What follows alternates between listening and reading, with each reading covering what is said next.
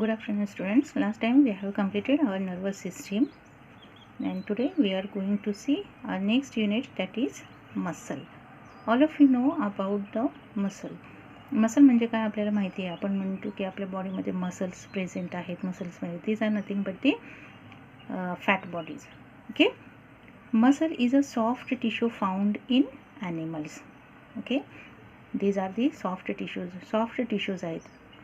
कुठे सापडतात? Found in animals. Okay. And it contains protein filaments, that is actin and myosin. Okay. हे जे muscles आहेत, हे मसल्स कशापासून बनलेले आहेत? तर ते प्रोटीन फिलामेंट्सनी बनलेले आहेत. आणि ते प्रोटीन फिलामेंट्स कुठले आहेत? दोन प्रकारचे प्रोटीन फिलामेंट्स आहेत, ॲक्टिन आणि myosin. Okay.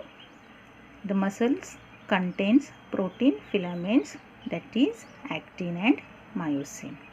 Okay. Muscle is a soft tissue found in animals and it contains protein filaments, that is actin and myosin. Okay. It is made up of thin elongated contractile muscle fibers.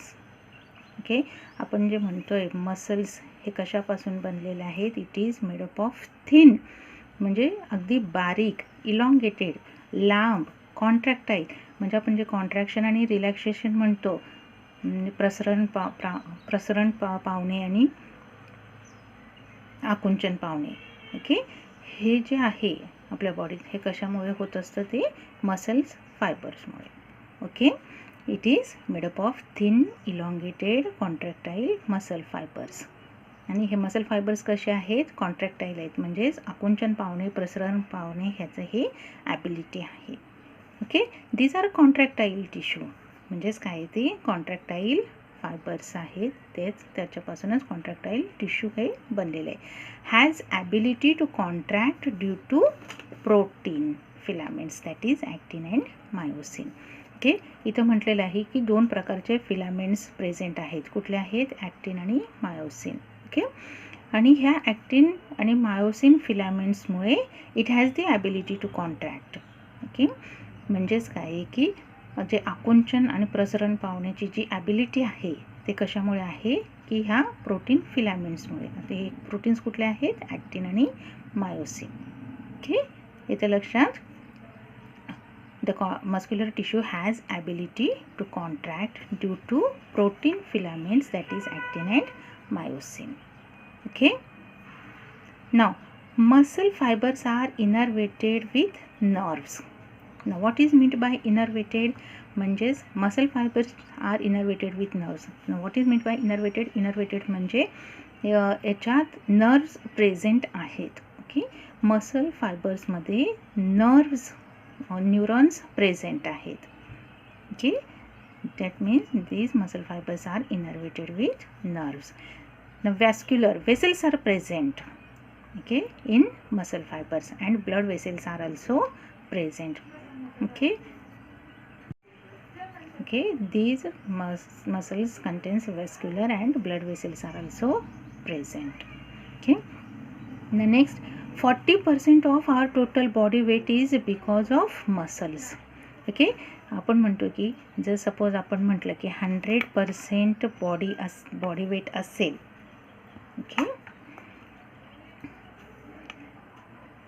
एखाद्या माणसाचा 100 kg जर body weight असेल तर त्यातील 40% body weight हे कशामुळे आहेत? तर ते मसल्समुळे आहेत. आणि रिमेनिंग 60% हे कशामुळे आहेत? तर बोन्समुळे. ओके.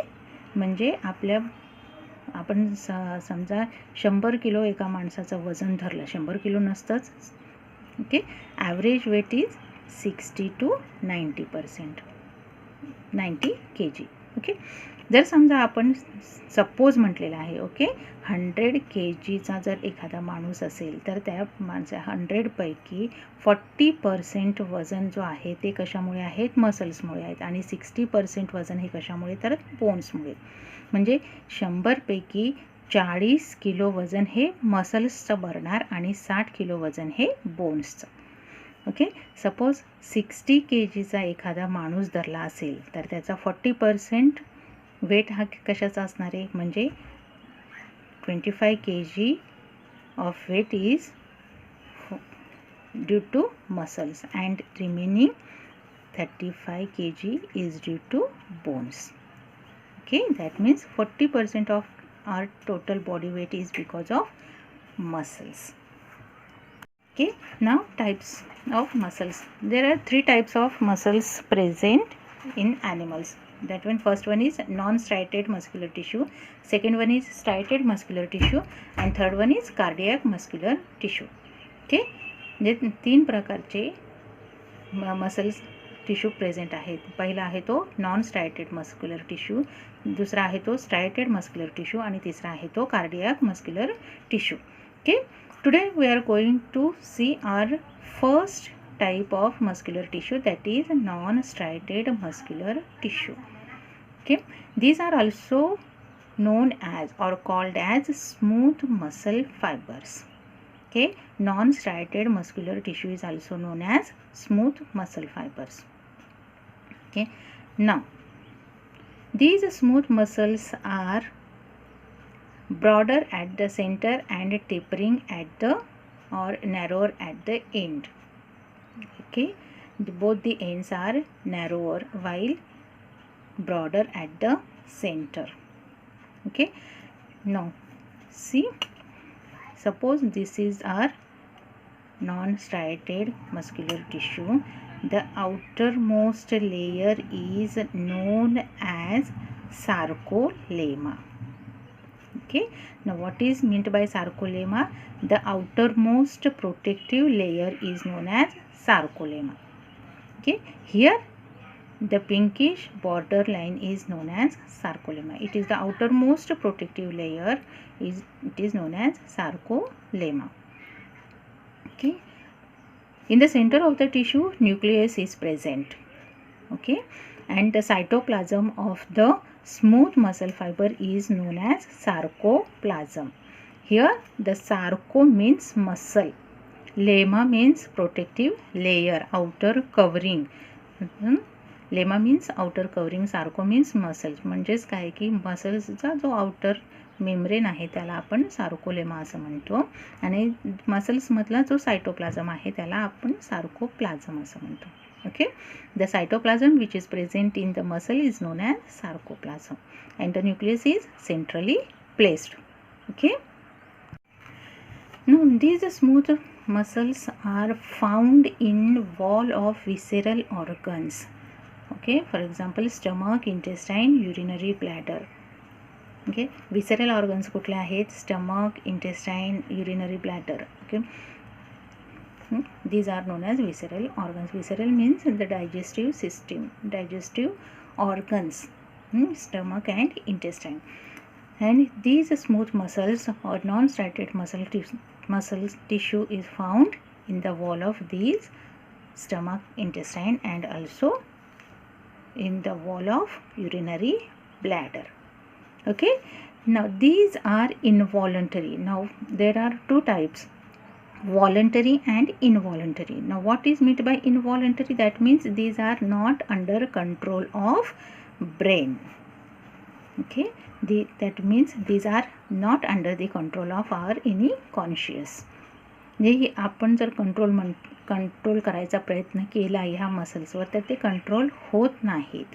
ओके, स्टमक आणि इंटेस्टाईन, युरिनरी ब्लॅडरच्या वॉलवर हे प्रेझेंट आहे, त्याच्यामुळे हे इनव्हॉलंटरी आहेत, म्हणजे ह्याच्यावर आपला कंट्रोल नाही आहे, म्हणून त्यालाच आपण काय म्हटलेले, इनव्हॉलंटरी. मग त्यालाच काय म्हटलेले, these are not under the control of brain. Okay, these are non skeletal muscles. Now what is mean by skeleton? Skeleton म्हणजे बोन्स जे प्रेझेंट आहेत त्याला स्केलेटल असं म्हणतात. Okay, these are non skeletal muscles, that means not attached to bones. म्हणजे हे कुठे present आहेत, फक्त जे सॉफ्ट टिश्यू आहे, सॉफ्ट ऑर्गन्स आहेत त्याला अटॅच्ड आहेत. ओके, हे बोन्सला अटॅच्ड नाहीत, म्हणजेच काय की these are non skeletal muscles. Okay, now these muscle fibers are 3 to 10 micrometer thick. Okay, These are 3 to 10 micromillimeter, μm, that means micromillimeter thick and 20 to 200 micromillimeter long. म्हणजे यांची thickness किती आहेत, हे किती जाड आहेत, 3 ते 10 मायक्रोमिलीमीटर. Okay, micrometre. आणि ह्यांची लॉंग किती आहे, लांबी किती आहे, 20 ते 200 μm. Okay, now these are uninucleated. Okay, जसं मी सांगितलेलं आहे की these are narrower at the ends and broader at the center.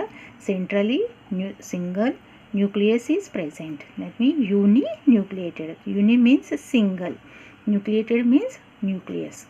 Single nucleus is present. That means it is called as uninucleated. And centrally placed. A nucleus कुठे present आहे, in the center of the tissue. Okay, that means it is uninucleated and centrally placed. Okay. Okay, next, applications of these smooth muscle fibers. Okay, the first application, controls blood vessels diameter. Okay, जे blood वेसलची जी thickness आहे ते control करतात, thereby controlling the distribution of blood and determining BP.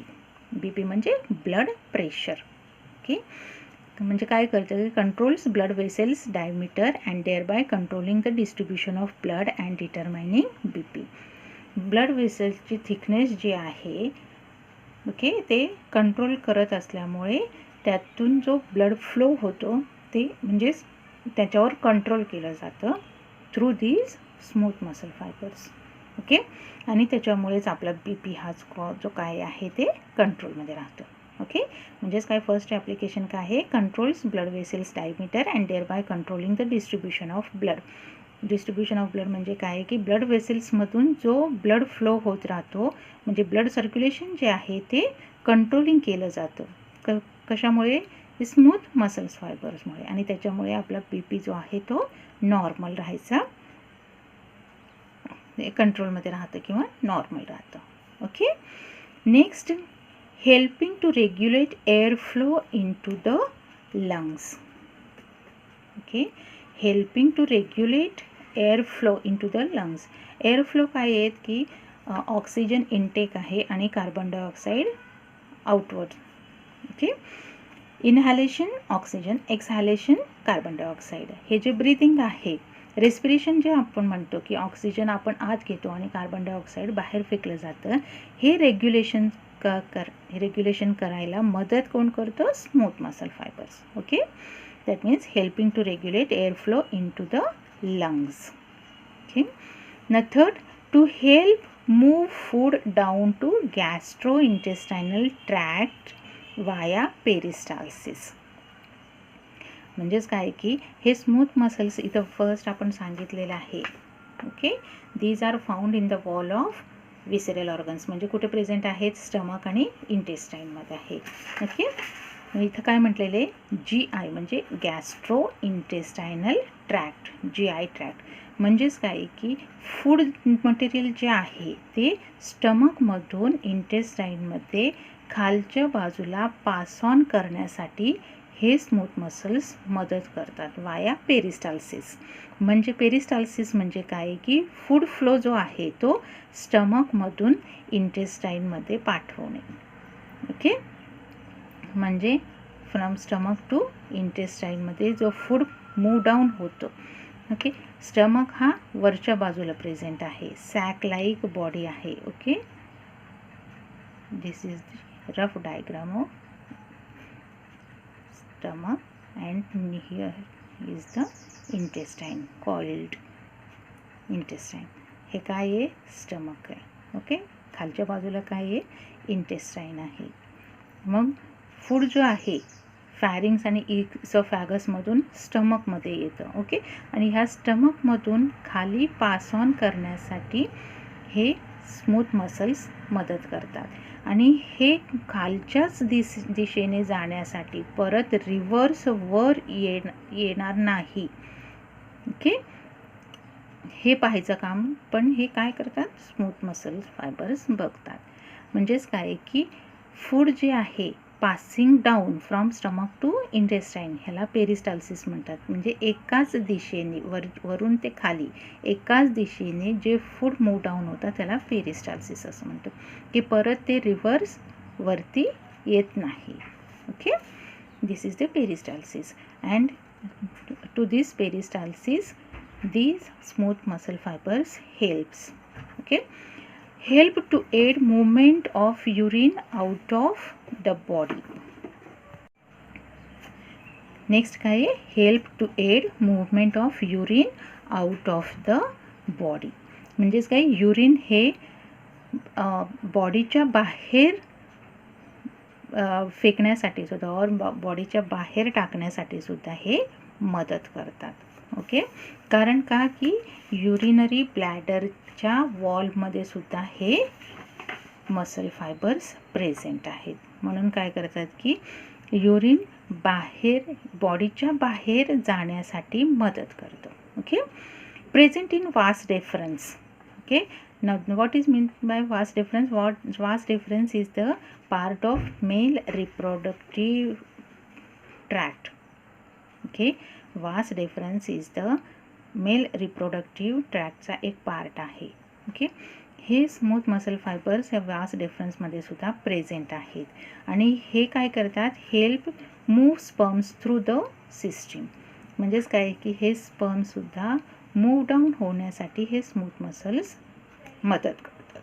Okay, next, stimulated by oxytocin to contract during labour to aid in birthing of the foetus. म्हणजेच काय की हे युटेरसमध्ये सुद्धा present आहेत. ऑक्सिटोसिन काय हार्मोन आहे, हा हार्मोन फक्त प्रेग्नंट वुमनमध्येच सिक्रेट होतो. कशासाठी, बर्थच्या वेळेस जे बेबीला म्हणजे फिटसला पुश डाऊन करण्यासाठी हे स्मूथ मसल्स आणि ऑक्सिटोसिन दोन्ही मदत करतात. ओके, म्हणजेच हे ऑक्सिटोसिन तयार होण्यासाठी सुद्धा हे स्मूथ मसल फायबर्स मदत करतात. Okay, stimulated by oxytocin to contract during labour. Labour म्हणजे काय की the time of birth of the baby, त्यालाच आपण लेबर पेन्स जे म्हणतो. ओके, की बर्थच्या टायमिंगला जे पेन्स होतात मदरला त्याला आपण लेबर्स असं म्हणतो, लेबर पेन असं म्हणतो. ओके, त्यावेळेस ऑक्सिटोसिनच्या मदतीने काय करतं, फिटसला युटेरसच्या बाहेर येण्यास मदत करतो. Okay, next, ciliary muscles. Okay, these smooth muscles are present in cilia tract, present in the eye, contracts and dilates to change the shape and size of lens, changing the amount of light entering the eyes. Okay, आईजमध्ये जे ciliary muscles आहेत ते काय करतात की ते आईचे जे लेन्सेस आहेत त्यांचा शेप आणि साईज चेंज करण्यासाठी हे स्मूथ मसल्स मदत करतात. म्हणजे हे कधी होतं, ज्यावेळेस एकदम तीव्र प्रखर प्रकाश जो आपल्या डोळ्यावर पडतो, एखाद्या वेळेस लाईट एकदमच डोळ्यावर पडते, त्यावेळेस आपण काय करतो की आपले डोळे एकतर आकुंचन पाहतात किंवा मग एकदम ते मोठे करून पाहतो. बरोबर आहे, म्हणजे त्याचं साईज आणि शेपचा, लेन्सचं काय आहे, साईज आणि शेप हे चेंज होतो. ओके, म्हणजेच काय होते, एकदम तीव्र प्रकाश आपल्या डोळ्यावर आले, तीव्र लाईट जर आपल्या डोळ्यावर पडले तर आपण काय करतो की एकतर डोळे आपले बारीक होतात किंवा आपण मोठे डोळे करतो. अंधारात वगैरे केलं की डोळे मोठे करून बघतो. म्हणजेच काय की त्यावेळेस आपले लेन्सची शेप आणि साईज आहे ते चेंज करण्यासाठी हे सिलियरी मसल्स जे आईजमध्ये प्रेझेंट आहे ते मदत करतात. Okay, next, hair follicles in the skin associated with erector muscles contract to elevate hairs in response to change in cold temperature and fear. Okay, म्हणजे आपल्या स्किनवर जे हेअर फॉलिकल्स आहेत, आपल्या हातावर, पायावर, बॉडीवर जे हेअर फॉलिकल्स आहेत ते कशाशी कनेक्टेड आहेत? Erector muscles. This is the type of smooth muscle. Okay, यांच्याशी कनेक्टेड आहेत. मग हे काय करतात? ज्यावेळेस आपल्याला थंडी वाजते किंवा एखाद्या गरम ह्याच्यात जातो किंवा आपल्याला भीती वाटते, आपण काय म्हणतो त्यावेळेस अंगावर काटा उभा राहिला. ओके, अंगावर काटे उभे राहिलेच म्हणजेच काय की हे जे हेअर फॉलिकल्स आहेत ते स्ट्रेट होतात, बरोबर आहे, उभे राहतात. मग हे उभे राहण्यासाठी म्हणजेच काय की स्किनची किंवा आपल्या बॉडीची जी रिस्पॉन्स आहे ते कोणामुळे होते की ते ह्या इरेक्टर मसल्समुळे. It is the type of smooth muscle. Okay, आलं लक्षात कुठे कुठे ह्यांची मदत होते किंवा त्यांचे ॲप्लिकेशन्स काय आहेत, त्यांचे इम्पॉर्टन्स काय आहेत की हे ब्लड वेसल्स डायमीटर कंट्रोल्स करतं, त्याच्यामुळे ब्लड सर्क्युलेशन व्यवस्थित राहतं आणि त्याच्यामुळे आपली BP हे कंट्रोलिंगमध्ये राहतं. Okay, controls blood vessels diameter, thereby controlling the distribution of blood and determining BP. This is the first importance. Second importance is helping to regulate airflow into the lungs. Okay, लंग्समधला airflow regulate करण्यासाठी सुद्धा यांची मदत होते. To help move food down the gastrointestinal tract via peristalsis. Food हे स्टमकमधून इंटेस्टाईनमध्ये जाण्यासाठी सुद्धा हे मदत करतात. ओके, नेक्स्ट इम्पॉर्टन्स आहे help to aid movement of urine out of the body. Urine बॉडीच्या बाहेर जाण्यासाठी सुद्धा हे मदत करतात. Okay, present in the vas deferens. What's deferens is the male reproductive part of male reproductive tract. Okay, and these helps to move sperms through the system. That means male reproductive systems. Okay, stimulated by oxytocin to contract during labor to aid in birthing of fetus. Okay, फिटसच्या बर्थच्या टाईमला ऑक्झिटोसिन stimulate करण्यासाठी सुद्धा या smooth मसलची फायदा होतो किंवा उपयोग होतो.